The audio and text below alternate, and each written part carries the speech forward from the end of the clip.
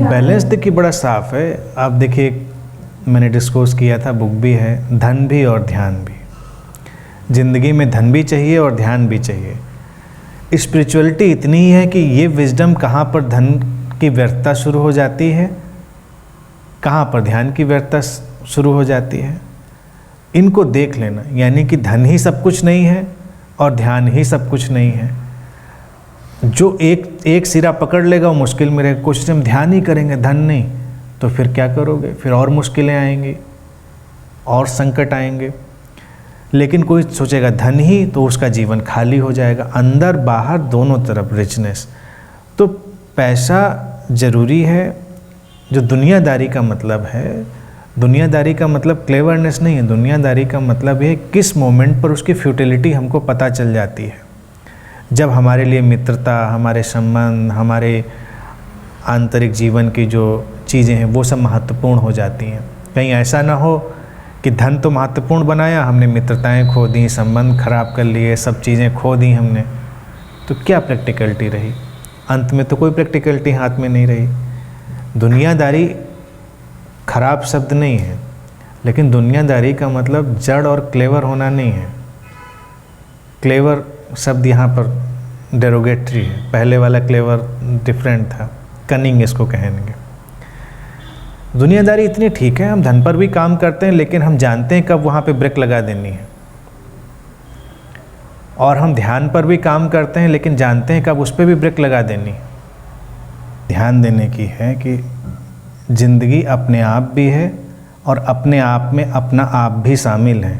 जो चीज़ें अपने आप होती हैं उसमें आप भी शामिल है। अस्तित्व दोनों चीज़ें करता है। एक फेज़ अगर वो ये दिखाता है कि सब अच्छा है ऐसा करने से, तो उस समय वो ये संदेश भी देता है कि इस फेज़ को बनाए रखने के लिए कुछ करो, डू समथिंग, जो कि कर सकते। और ये वही कर सकता है जो इसको इंटरप्रेट कर रहा है, जो इसको ऑब्जर्व कर रहा है। अगर ये बिल्कुल ही अपने आप हो रहा होता तो इसको जानने वाला भी नहीं होता, जो ये जानकर बता रहा है कि ऐसा भी होता है फिर ऐसा भी होता है।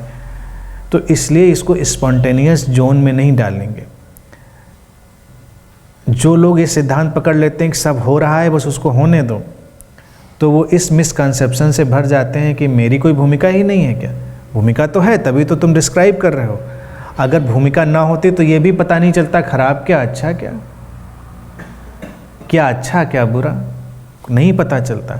लेकिन जब ये पता चल रहा है कि अच्छा हुआ ये बुरा हुआ, इसने हमको एक ऊंचाई दी, इसने हमको नीचे गिराया, तो इसका मतलब जो नोअर, जो जानने वाला है, वो पीछे खड़ा है उसके और वो काम करना चाहता है, तो उसको सक्रिय करो कि जब वो फेज़ आए तो वो कंटिन्यू रहे। थोड़े और प्रयास तो और कंटिन्यू रहेगा, थोड़े और प्रयास फिर वो और कंटिन्यू रहेगा। फिर ये इतने कंट्रास्ट फेजेस नहीं आएंगे। ज़िंदगी अप एंड डाउन में तो हमेशा चलेगी सभी की, लेकिन इतने कंट्रास्ट नहीं आएंगे कि 3 महीने ऐसा दिन और 3 महीने रात, ऐसा नहीं होगा।